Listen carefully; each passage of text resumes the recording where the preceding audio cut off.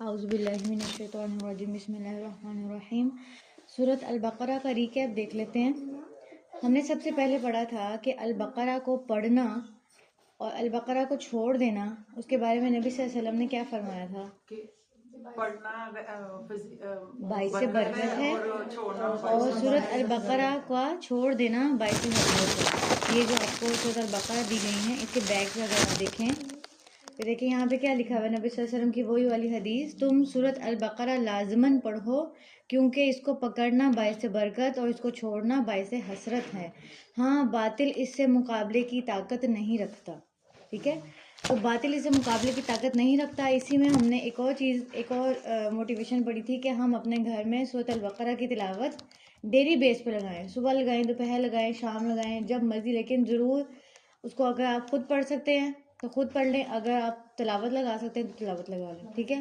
زیادہ سے زیادہ بھی 1.5 سے 2 گھنٹے کی تلاوت ہوتی ہے، ٹھیک ہے؟ قاری سدیس کی آواز میں لگائیں گے تو وہ تقریباً 1.5 پونے 2 گھنٹے میں ختم کر لیں، ہاں جی، ان کی جلدی ہو جاتی ہے، ٹھیک ہے؟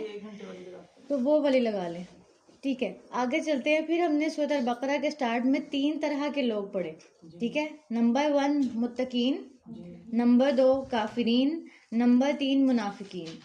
اب متقین کی کچھ صفات ہیں جس میں ہم نے اپنے آپ کو چیک کرنا ہے، اور کافرین کی کچھ صفات ہیں اس میں بھی ہم نے اپنے آپ کو چیک کرنا ہے، اور منافقین کی کچھ صفات ہیں ان میں سے بھی ہم نے اپنے آپ کو چیک کرنا ہے۔ اور چیک کرنے کا مقصد کیا ہے کہ متقین کے جو انجام بتایا گیا ہے وہ کیا ہے، وَأُولَٰئِکَ هُمُ الْمُفْلِحُونَ، وہ کامیاب ہونے والے ہیں۔ ہم کہتے ہیں ہمیں کامیابی چاہیے، دنیا میں بھی چاہیے، آخرت میں بھی چاہیے، ہم دعاؤں میں بھی مانگتے ہیں کہ اللہ تعالیٰ ہمیں اس دنیا میں بھی کامیاب کر دے، ہمارے بچوں کو بھی دنیا میں کامیاب کر دے، اور ہمیں آخرت میں بھی کامیاب کر دے، اور ہماری نسلوں کو بھی آخرت میں کامیاب کر دے۔ تو اگر کامیابی چاہیے، اس کو سکسیس کہتے ہیں، تو اس کے لیے ہمیں یہ ساری کوالٹیز اپنے اندر لانی پڑیں گی۔ کچھ بلڈ ان ہوتی ہیں اور کچھ پہ محنت کرنی پڑتی ہے، ٹھیک ہے؟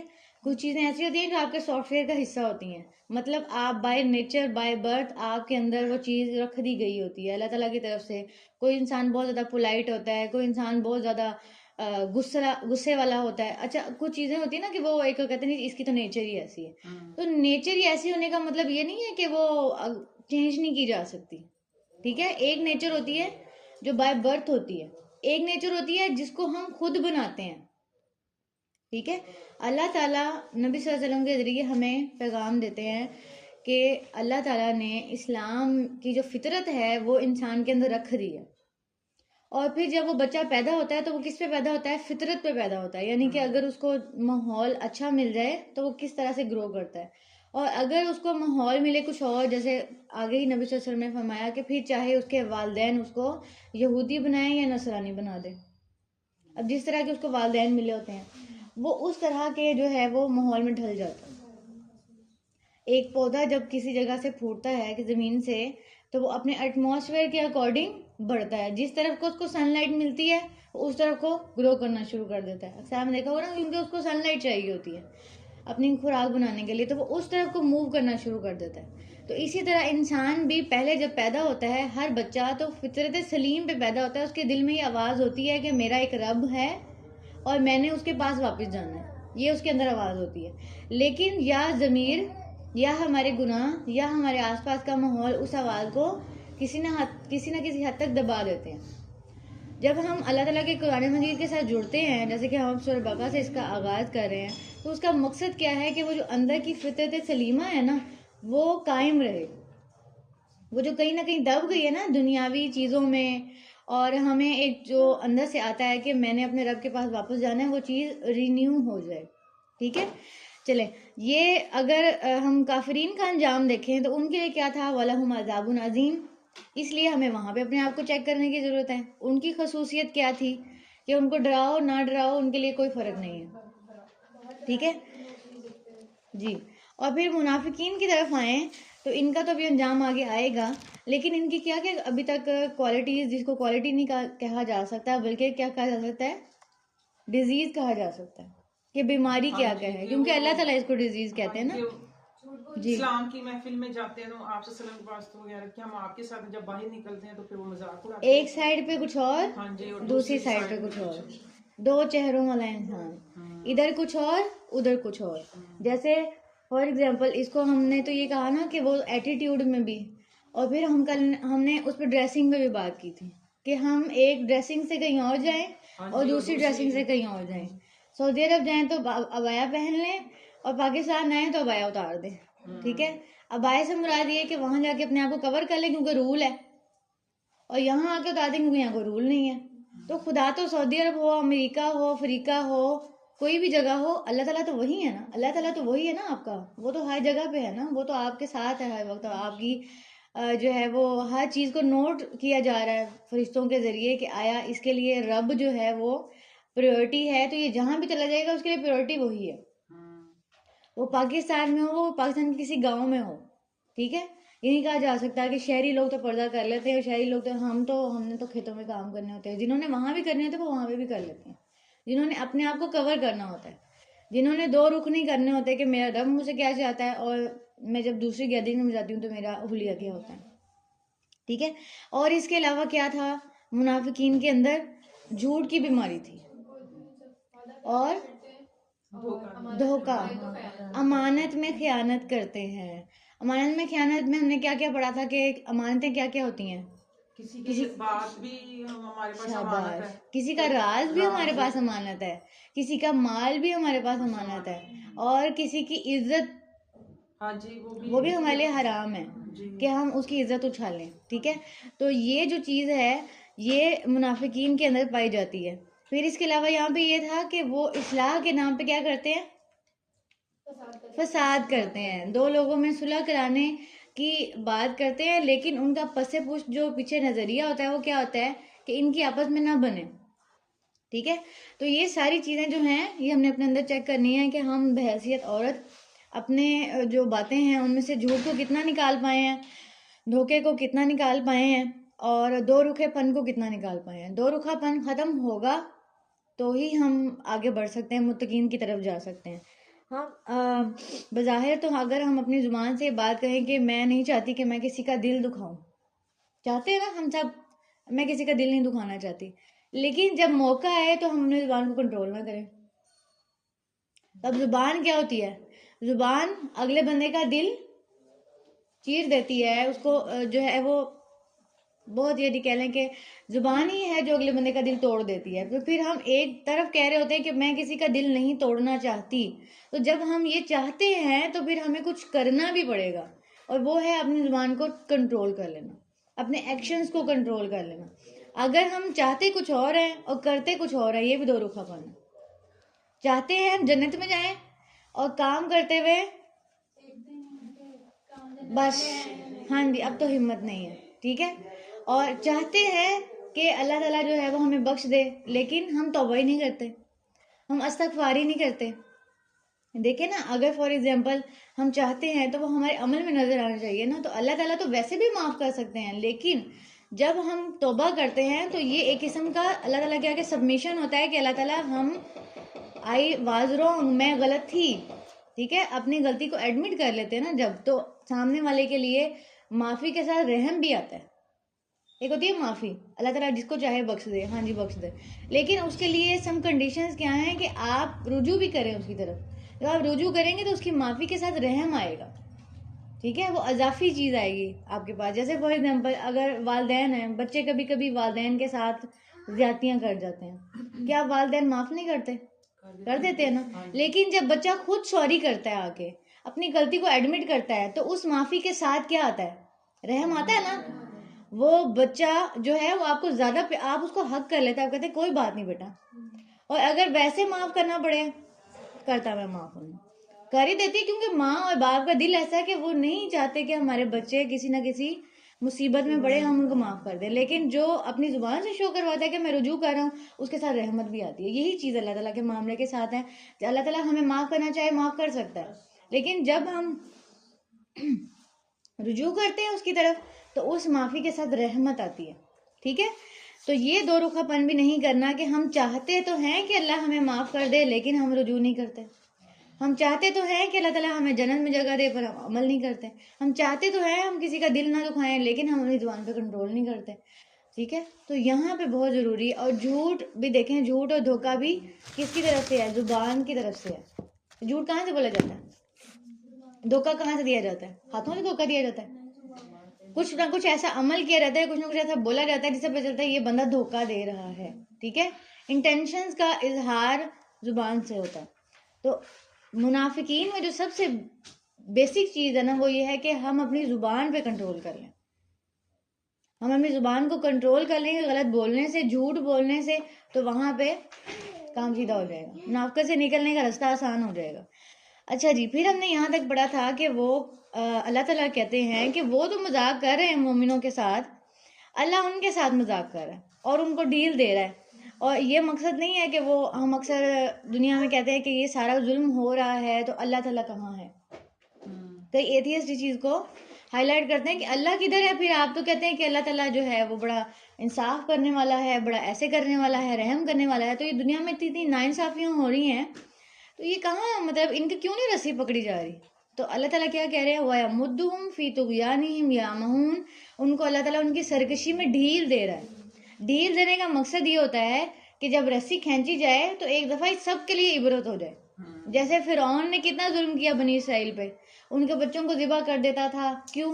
کیونکہ یہ جی میری سلطنت کے لیے نقصان دہ ہیں. تو جب اللہ تعالیٰ نے اس کی رسی کھینچی تو کیسی اس ساری دنیا کے لیے عبرت کر دی کہ اللہ, آپ دیکھیں کہ اس کی لاش ابھی تک میوزیمز میں رکھی ہوئی ہے, اور ابھی تک آپ اس پہ ڈاکومنٹری دیکھیں تو کیا بتایا جاتا ہے کہ اس کے جسم کا گوشت بڑھتا رہتا ہے, اور پھر چوہوں کو اس کے بعد چھوڑا جاتا ہے, اور پھر اس کا گوشت کھا جاتے ہیں, اور پھر سے اس کی سٹیچنگ کی جاتی ہے, اور وہ ممی ٹائپ میں ہی وہ پٹیوں میں لپٹا ہوا, لیکن کیا ہے اس کی روح تو اذیت میں ہوگی, اس کا جسم بھی اذیت میں ہے.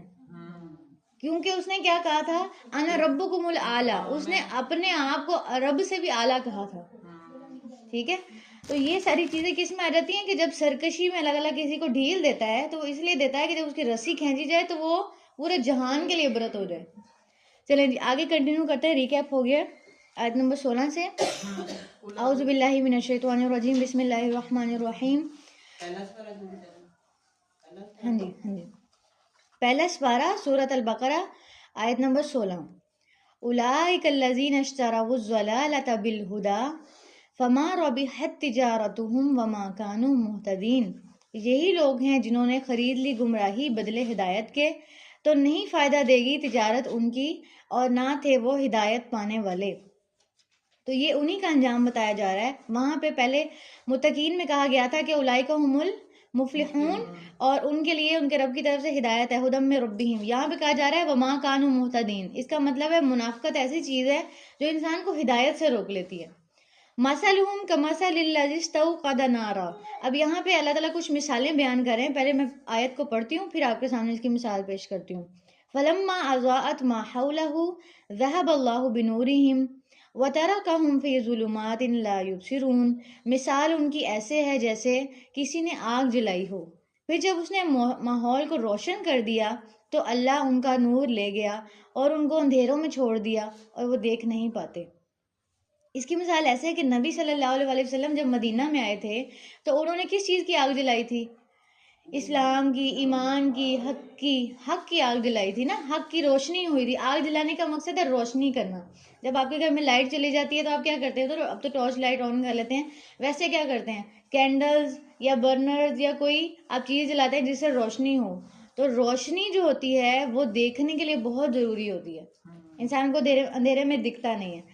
تو نبی صلی اللہ علیہ وسلم نے جب حق کی روشنی مدینے میں آ کے جلائی کہ حقیقت یہ ہے, سچ یہ ہے, اللہ کی عبادت ہے, اور ان سارے جن کو معبود بنایا گیا ہے ان سب کو آپ نے شرک کے نام پہ ان کے ساتھ عبادت نہیں کرنی, ان سب کو ختم کیا جائے گا. ہوا کیا, جو منافقین تھے انہوں نے کیا کیا, جب ان کے لیے ماحول روشن ہو گیا انہوں نے اسلام قبول کر لیا, لیکن ان کے دل کے اندر کیا تھا؟ ابھی کل بھی میں نے آپ کو اس کا بیک گراؤنڈ بتایا تھا نا, کہ مدینہ میں نبی صلی اللہ علیہ وسلم آئے تو اتنا زیادہ والہانہ استقبال ہوا کہ جو نہیں بھی چاہتے تھے نا انہوں نے بھی کہتے ہیں نا شرم و شرمی میں بھی کر لینا ہوں, تو اس نے بھی کیا اسلام قبول کر لیا, لیکن اس کے بعد اس کا انکار کر دیا یا دل میں اس چیز کے لیے شک رکھا. تو اللہ تعالیٰ کہہ رہے ہیں کہ اللہ تعالیٰ کی طرف سے ان کے پاس ایک روشنی آئی تھی, ان کا ماحول روشن ہو گیا تھا, لیکن انہوں نے اپنے نور کو خود ہی بجھا دیا. اللہ ان کا نور لے گیا اور کیا ہوا, ان کو اندھیروں میں چھوڑ دیا جس میں ان کو کچھ نظر نہیں آ رہا. اور وہ اندھیرے کس چیز کے تھے؟ شک کے اندھیرے, گناہوں کے اندھیرے, اور پھر کیا کہ اپنے نبی کی طرف مطلب ان کی عزت کرنے کی بجائے, ان کو سپورٹ کرنے کی بجائے ان سے دشمنی کرنے کے اندھیرے. دشمنی بھی کیا کرتے تھے نا نبی صلی اللہ علیہ وسلم کے ساتھ. سمن بکمن عمیون فہم لا یرجعون, تو وہ بہرے ہیں, گونگے ہیں, اندھے ہیں اور نہیں وہ لوٹتے.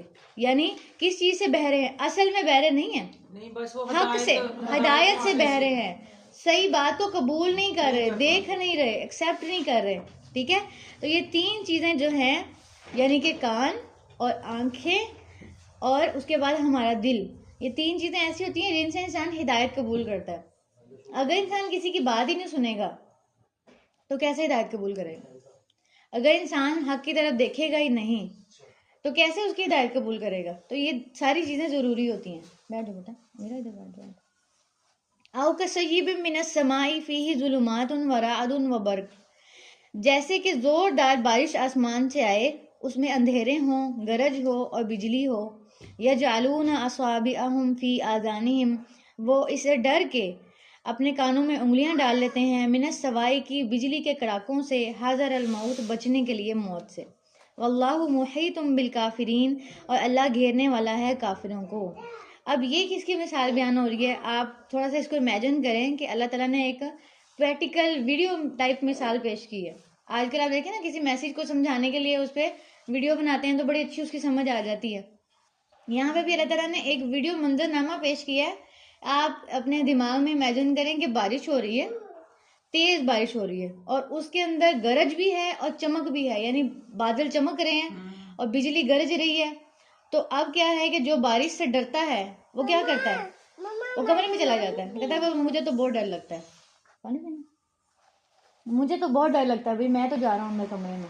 اب ان کے پاس کون سی بارش آئی تھی؟ ان کے پاس آئی تھی قرآن کی آیات. ٹھیک ہے, یعنی جب نبی صلی اللہ علیہ وسلم کے پاس وحی نازل ہو رہی تھی, احکامات آ رہے تھے, تو ان میں سے کچھ احکامات تو آسان تھے اور کچھ احکامات تھوڑے مشکل تھے. جب ان کو کہا جاتا تھا کہ اپنے مال میں سے زکوٰۃ دو, اور حج فرض ہے زندگی میں ایک بار صاحب استطاعت پہ, اور تم نے جو ہے وہ فار ایگزامپل یہ برائی کے کام نہیں کرنے. ان کے کچھ ایسے کاروبار بھی تھے نا جن سے حرام مال آ رہا تھا. فار ایگزامپل اس میں سب سے ورسٹ آپ دیکھیں کہ مدینہ میں بھی ایسے جو بڑے بڑے سردار تھے نا, ان کے اڈے ہوا کرتے تھے. اور جب نبی صلی اللہ علیہ وسلم مدینہ میں آئے تھے تو ایسی عورتیں بھی نبی صلی اللہ علیہ وسلم کے پاس آئی تھیں کہ وہ کہتی تھی کہ ہم مجبور ہیں, ہم سے کام کروایا جاتا ہے, ہم یہ نہیں کرنا چاہتے. تو یعنی اس طرح کی صورتحال بھی ہو رہی ہے, اور ان سے بھی وہ کماتے تھے. ٹھیک ہے, اب ساری حرام کمائی کی تو بند کر دی اسلام نے کہ حرام نہیں کمانا. اب وہ ان کے لیے بڑا مشکل ہو گیا کہ ایسے کیسے ہو سکتا ہے, ہمارا کاروبار کیسے چلے گا.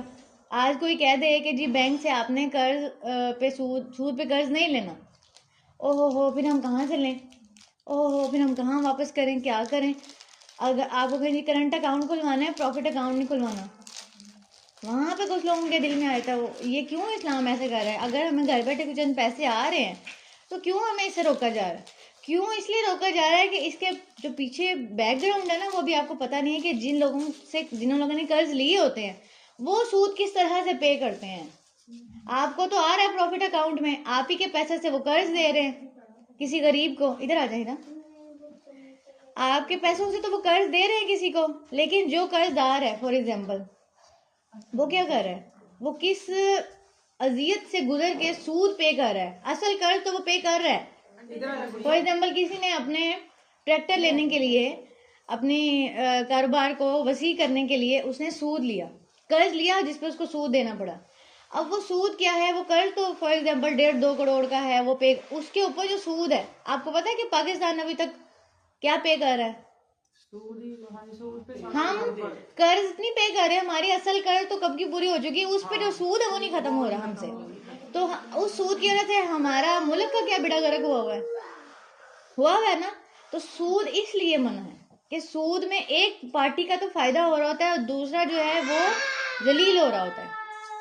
اب جن سے ہم نے قرض لیا باہر کے ملکوں سے, ان کا تو بڑا فائدہ ہو رہا ہے جی, وہ تو ترقی کر رہے ہیں, اس لیے وہ کہتے ہیں ہاں جی ہم سے لے لو جتنا مرضی, یو این ایڈ آ رہی ہے, فلانا آ رہا ہے, ٹمکانا آ رہا ہے. ان کو تو فائدہ ہو رہا ہے نا اس سے.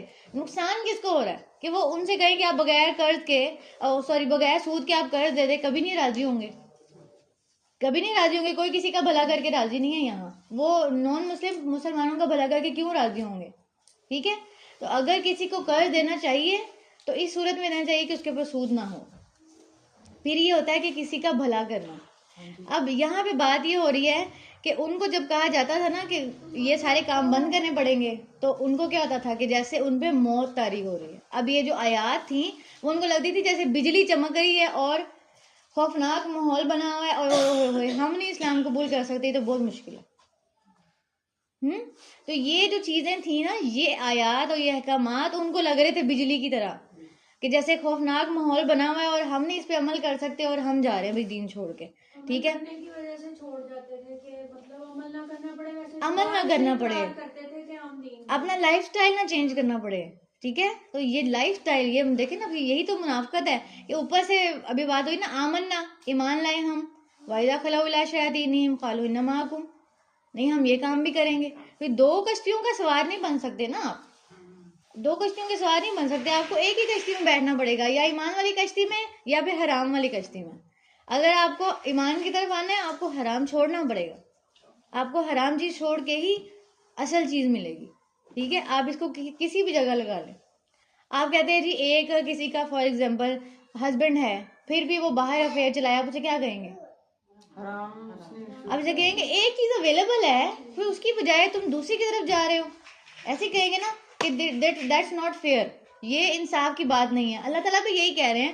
تم کہہ رہے ہو آمنا، تو جب اللہ تعالیٰ کوئی حکم نازل کرتے ہیں چاہے وہ تمہارے دل کو مشکل بھی لگ رہا ہے، تم کہتے ہو نہیں نہیں ہم یہ نہیں کر سکتے. پھر یہ کیسا ایمان ہے؟ دیٹس ناٹ فیئر کہ تم دو کشتیوں میں بیٹھے ہوئے ہو، تم کہتے ہو میں اللہ والا بھی بن جاؤں اور اللہ تعالیٰ مجھے معاف بھی کر دیں، اللہ تعالیٰ مجھے جنت میں بھی بھیج دیں، اور جب بات آئے کوئی غلط کام چھوڑنے کی تو وہاں پہ غلط کام چھوٹ نہیں رہا، تو چھوڑنا پڑے گا پھر. تو یہ چیز ان کو کیا کرتی تھی. اللہ تعالیٰ کہہ رہے ہیں واللہ محیط بالکافرین، اللہ گھیرے ہوئے ہے کافروں کو، کیونکہ یہ بچ کے تو جا نہیں سکتے. آج نہیں کریں گے تو کل تو آنا اللہ کے پاس ہی ہے. یکاد البرق یخطف ابصارہم، قریب ہے کہ بجلی کی چمک ان کی آنکھیں ہی اچک کے لے جائے. اب یہ بجلی کی چمک کیا ہے؟ مشکل حکم. مشکل حکم ان کی بصارت ہی لے جائے. کلما اضاء لہم، جب کبھی ان کے پاس روشنی ہو جاتی تھی، مشوا فیہ، وہ اس میں چل پڑتے تھے. یہ نا سب سمبولک ہے، اس لیے آپ کو تھوڑا سا سمبولیکلی سمجھنا پڑے گا کہ پہلے ایک سین کو سمجھ لیا، پھر اس سے نکلنے والے سبق کو سمجھ لیا. جب روشنی ہو جاتی ہے تو چلنے لگتے ہیں، مطلب جب آسان حکم آ جاتا ہے، جب عمل کرنے کے قابل بڑی آسان سی چیز آ جاتی ہے. جیسے فار ایگزامپل میں آپ کو کہوں جی آپ سب اسمائل کریں ایک دوسرے کو، آپ کے لیے آسان ہے، اسمائل کر دیا آپ نے، صدقہ ہو گیا. ایک تو یہ آسان حکم ہے، ٹھیک ہے، آپ چل پڑے. جب آ گیا مشکل حکم کہ آپ صدقہ کریں اپنے مال میں سے، اور آپ کے پاس ہے بھی صرف 100 روپے جیب میں، جیسے میں آپ کو کہوں کہ یہ کارڈ ہی کسی کو لے کے دے دیں، میں ایک 10 مثال دے دوں، ٹھیک ہے. اب جب آپ کی جیب میں کم ہوتا ہے نا تو شیطان ہمیں کیا ڈراتا ہے، تو تمہارا یہ بھی چلا جائے گا، تم نے تو فلانی چیز بھی لینی تھی، ابھی تو یہ کام بھی کرنا تھا، او ہو یہ پھر کبھی کروں گی. اور پھر کبھی آتی ہے؟ شاید ہی کبھی آ جائے. ٹھیک ہے. جب ہم نیکی کے موقع کو لیٹ کرتے ہیں نا تو وہ ہمارے ہاتھ سے نکل جاتا ہے، شاید ہی وہ ہاتھ آ جائے ہمارے. اس لیے نیکی کا موقع جب ہمارے آگے آ جائے نا، جیسے کسی کو پتہ چل جائے کہ یہ کام ہے جس میں اللہ کی راہ میں دینے سے ہمارا حصہ جڑ سکتا ہے، چاہے 100 دیں چاہے 50 دیں، اپنا حصہ ڈال دیں. یہ نہ دیکھیں کہ جب 1000 2000 آئیں گے نا تب میں دوں گی، تو تب نہیں آنے والے، وہ موقع ہی چلا جاتا ہے. آپ کہیں اللہ آپ مجھ سے اتنا ہی قبول کر لیں، میرے پاس اتنا ہی ہے، ڈال دیں اس میں سے، نیکی کے موقع کو ضائع نہ کریں. اب یہی بات یہاں پہ تھی کہ اللہ تعالیٰ کیا کہہ رہے ہیں کہ جب آسان حکم آتا تھا تو وہ چلنے لگ جاتے تھے، یعنی کہ عمل کر لیتے تھے، اور جب مشکل حکم آ جاتا تھا تو کھڑے ہو جاتے تھے. وَإِذَا أَظْلَمَ عَلَيْهِمْ قَامُوا، جب ان پہ اندھیرا ہو جاتا تھا تو وہ کھڑے ہو جاتے تھے، کہتے تھے اب ہم کیا کریں، یہ تو نہیں ہم سے عمل ہو رہا. وَلَوْ شَاءَ اللَّهُ، اگر اللہ چاہتا، لَذَهَبَ بِسَمْعِهِمْ وَأَبْصَارِهِمْ، تو ان کی آنکھیں اور ان کے کان لے جاتا. ان اللہ علی کل شیء قدیر، بے شک اللہ ہر چیز پر قادر ہے. یعنی ابھی لے کر نہیں گیا، ابھی بھی موقع ہے پلٹنے کا، واپس آ سکتے ہو، اللہ تعالیٰ پہ صحیح رجوع کر سکتے ہو. جب کہا ہے آمنا تو پھر عمل کرنے کی بھی کوشش کرو، کوشش تو شروع کرو. ٹھیک ہے. برے اعمال کو چھوڑنے کی اور نیکی کی طرف بڑھنے کی کوشش تو کرو. ٹھیک ہے, اس لیے اللہ تعالیٰ نے یہ نہیں کہا کہ ان پہ مہر لگ گئی. کافرین پہ کیا کہا تھا؟ ختم اللہ علی قلوبہم وعلی سمعہم, مہر لگ گئی ہے. یہاں پہ یہ نہیں کہا کہ مہر لگ گئی ہے, یہاں پہ کیا کہا ہے؟ اگر اللہ چاہتا تو لے جاتا, ابھی لے کے نہیں گیا, ابھی بھی موقع ہے واپس آنے کا. آگے دیکھیں, یا ایھا الناس اعبدوا ربکم الذی خلقکم والذین من قبلکم. اے ایمان والو, اے لوگوں. اب یہ ایمان والوں اور لوگوں میں یہ فرق ہے کہ ایمان والوں کا مطلب ہے کہ جتنے ایمان والے ہیں, لیکن لوگوں کہہ کے مطلب کہ وہ چاہے وہ نان مسلمز ہیں, چاہے وہ کسی بھی کیٹیگری آف لائف میں ہیں تو لوگ ہی نا. ٹھیک ہے, پوری دنیا سے مخاطب ہو کے کہا جا رہا ہے کہ کیا کرو؟ اعبدوا ربکم, اپنے رب کی عبادت کرو جس نے تمہیں پیدا کیا اور تم سے پہلے لوگوں کو بھی پیدا کیا, لعلکم تتقون, تاکہ تم بچ جاؤ. کس سے بچ جاؤ؟ تاکہ تم اللہ کے ہاں عذاب پانے سے بچ جاؤ.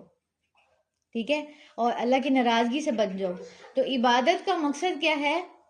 عبادت کی موٹیویشن کیا ہے کہ کیا ہم اس رب کی عبادت نہ کریں گے جس نے ہمیں پیدا کیا؟ ٹھیک ہے, تو جس چیز سے آپ نے زندگی پائی ہوتی ہے, آپ ہمیشہ اس کے شکر گزار رہتے ہیں نا. فار ایگزامپل, کبھی کسی نے آپ کو ایکسیڈنٹ سے بچا لیا ہو تو آپ کہتے ہیں جی تمہارا میرے پہ بڑا احسان ہے, تمہیں میری زندگی بچا لی. ٹھیک ہے, تو جس نے زندگی دی ہے پھر اس کا کتنا بڑا احسان ہے. تو یہ چیز کو مائنڈ میں رکھے کہ اللہ تعالیٰ آپ اگر مجھے زندگی نہ دیتے تو میں تو کبھی اپنے شاید ماں کے پیٹ سے باہر نہ آ پاتی. اگر آپ نے مجھے زندگی دی ہے, مجھے اتنے سال دیے ہیں جو میں اس دنیا میں گزار رہی ہوں, تو پھر جو آپ مجھ سے ڈیمانڈ کر رہے ہیں میں بھی انشاءاللہ اس کو پوری کروں گی. کیا؟ اعبدوا ربکم, اپنے رب کی عبادت کرو. ٹھیک ہے جی, یہاں تک کر لیں کہ آگے ایک اور آیت کر لیں؟ ایک آیت اور کر لیتے ہیں. ٹھیک ہے, الذی جعل لکم, پھر آگے اللہ تعالیٰ کی صفات کا ذکر آ رہا ہے کہ اس نے پیدا تو کیا لیکن اکیلا پیدا نہیں کیا. کیا کیا؟ الذی جعل لکم الارض فراشا, اس نے تمہارے لیے زمین کو فرش بنایا, والسماء بناء, اور آسمان کو چھت بنایا, وانزل من السماء ماء, اور اس آسمان سے پانی بھی اتارا, یعنی اس چھت سے پانی بھی اتارا. چلے ہماری چھتیں تو ملٹی فنکشنل نہیں ہے نا, ہماری تو بس یہ کہ پروٹیکٹ کرتی ہیں, بس یہ نیچے بارش نہیں آتی. ٹھیک ہے, یہ ہماری ضرورت کے مطابق ہیں. لیکن اللہ نے کیسی چھت بنائی ہے, اس کا کلر بھی چینج ہوتا ہے, اس سے بارش بھی برستی ہے. تو بھی آپ آسمان کو تھوڑی دیر کے دیکھیں تو حیرت ہوتی ہے کہ اللہ تعالیٰ یہ کیا چیز بنائی, کیسی چھت بنائی ہے. آپ اس کو چھت کہہ رہے ہیں لیکن کتنی ملٹی فنکشنل ہے. کبھی اس کا کلر دیکھیں آپ, صبح کے ٹائم مور ہو جاتا ہے, شام کے ٹائم مور ہو جاتا ہے. ہماری چھتوں کے تو کلر ہی نہیں بدلتے, خود سے بدلنے پڑتے ہیں. کیسے اس کے کلرز بدلتے جاتے ہیں. پھر اس سے پانی اترتا ہے, یا آپ دیکھیں کہ پانی اترنے میں کتنی خیر ہے. فار ایگزامپل, اگر بارش کا کانسیپٹ ہی اللہ تعالیٰ نے نہ رکھا ہوتا, صرف زمین کے اندر ہی پانی رکھا ہوتا کہ بس آپ لوگ نہر سے نکال لو اور اپنے پودوں کو لگا لو, تو کتنے کو لگا پاتے ہم, کتنوں کو لگا پاتے. اور پھر آپ یہ دیکھیں کہ جو آپ نے اکثر دیکھا ہوگا جب بارش کے بعد آپ دیکھتے ہیں کہ سارے درخت دھل جاتے ہیں, تو اگر آپ کو زمینی پانی سے سارے درخت دھونے پڑتے تو کیا کرتے, جنگل بھی نہ دھل پاتے آپ. تو یہ تو چلو اپنے گھر کے تو چلو پھر بھی پانی لگ جاتا. آپ کی سب سے بڑی یہ بات ہے کہ اللہ تعالیٰ کی رحمت گناہگار پہ بھی ہوتی ہے اور دوسرے بندوں پہ. بالکل ایسے ہی ہے. تو آپ دیکھیں کہ صرف سعودی عرب میں بارش نہیں ہوتی جہاں پہ اللہ کا گھر ہے, بلکہ ہر جگہ پہ بارش ہوتی ہے. ادھر بھی ہونا شروع ہو گئی ہے. ہاں جی, تو اب یہ دیکھیں کہ اللہ تعالیٰ کیا کہہ رہے ہیں کہ ہاں جی, زمین کو اللہ تعالیٰ نے فرش بنایا. فرش کا مقصد کیا ہوتا ہے؟ آپ کو چلنے کی جگہ فراہم کرنا. اگر ہم بھی وہ گریوٹی نہ ہوتی یہاں پہ اور ہم بھی ہواؤں میں اڑے ہوتے ایسے جیسے وہ خلا میں جا کے کرتے ہیں, اور چاند پہ جی گریوٹی نہیں ہے اور وہاں پہ زمین پہ پاؤں نہیں پڑتے. تو فرش دیکھیں, فرش کا مطلب آپ کتنے اسٹیڈیلی آپ اس پہ واک کر لیتے ہیں, کتنے آرام سے چل لیتے ہیں. اس کے بعد ہم نے اچھا اتنی چھوٹی چھوٹی نعمتیں ہم نے کبھی ان پہ غور ہی نہیں کیا کہ کتنے سلو فاسٹلی ہم اس پہ بھاگ لیتے ہیں, سارا کچھ کر لیتے ہیں. اور اگر فار ایگزامپل یہ اسٹیبل نہ ہوتی, کیونکہ آپ کو پتا ہے نا جنہوں نے سائنس پڑھی ہے, تو اللہ تعالیٰ نے ہمیں جس زمین پہ بٹھایا وہ حرکت کر رہی ہے, وہ سورج کے گرد گھوم رہی ہے, اور وہ اپنے مدار میں گھومتی ہے تو دن اور رات بنتے ہیں. کہ وہ جب گھوم جاتی ہے تو رات آ جاتی ہے, جب وہ سورج کے سامنے آ جاتی ہے تو دن آ جاتا ہے. تو فار ایگزامپل ہم رولنگ پوزیشن میں تو نہیں ہیں ابھی اس وقت, کتنے اسٹیڈیلی بیٹھے ہوئے ہم اس پہ. ٹھیک ہے, اور اگر فار ایگزامپل زمین گول گول گھومتی اور ہم بھی ساتھ ساتھ چکر میں ہوتے تو کیسی زندگی ہوتی؟ زندگی نہ شاید ہوتی. ٹھیک ہے. تو اللہ تعالیٰ کی کتنی بڑی نشانی ہے کہ اس نے زمین کو تمہارے لیے فرش بنایا ہے. تم اس پہ چل سکتے ہو, تم اس پہ دوڑ سکتے ہو, تم اسٹیڈلی بیٹھ سکتے ہو. والسماء بنا, اور آسمان کو چھت بنایا, اور اس چھت سے کیا اتارا؟ پانی اتارا. فأخرج به من الثمرات رزقا لكم, اور اس بارش سے تمہارے لیے کیا اگائے؟ پھل اگائے. ٹھیک ہے. تو یہ جو اللہ تعالیٰ کی مہربانی ہے کہ ہم زمین کا پانی زمین پہ پورا نہ کر سکتے, لیکن اللہ نے آسمان سے اتار کے ہمارے لیے یہ جو ہماری زراعت ہے اس کو بخشی کہ ہم کچھ کھا سکیں. تو اخرج به من الثمرات, اور زمین بھی صرف ایسے ٹیڈیلی نہیں بنا دی بلکہ اس کے اندر یہ جان رکھی کہ وہ اندر سے کچھ اگا کے دے. آپ نے کبھی اس چیز پہ غور کیا کہ ہم ایک بیج ڈالتے ہیں تو اللہ کا کریم اس کے بدلے ہمیں کتنی زیادہ دیتا ہے. آپ دیکھیں نیچر کتنا ریورس کر کے دیتا ہے. ایک آلو اگر آپ بیچتے ہیں تو کیا ایک ہی آلو نکلتا ہے؟ فار ایگزامپل اگر ہم جب کوئی چیز بناتے ہیں کرتے ہیں تو ہم دیکھیں فار ایگزامپل ایک اگر روٹی بناتے ہیں تو ایک ہی روٹی بنتی ہے, ایک بیڑا بناتے ہیں تو اس سے ایک ہی روٹی بن سکتی ہے. ہم کتنا دیتے ہیں اور اللہ تعالیٰ ہمیں کتنا ریورس دیتے ہیں کہ ہم ایک آلو یا ایک بیج یا کوئی ایک چیز دیتے ہیں اور اس کے بدلے بہت ساری کوانٹٹی ہمیں ملتی ہے. اسی طرح زمین میں بھی ہم جب ایک پودا بوتے ہیں تو ایک پودا صرف ایک پھل نہیں دیتا بلکہ اس پہ لگا ہوا 5 کلو 10 کلو 15 کلو 20 کلو پھل جو ہے وہ دے رہا ہوتا ہے. ٹھیک ہے. تو یہ اللہ کریم کی شان ہے. فلا تجعلوا للہ اندادا, ان ساری نعمتوں کے بعد کہا کہ پھر تم کیا نہ کرو, تم اللہ کے ساتھ کسی کو شریک نہ کرو.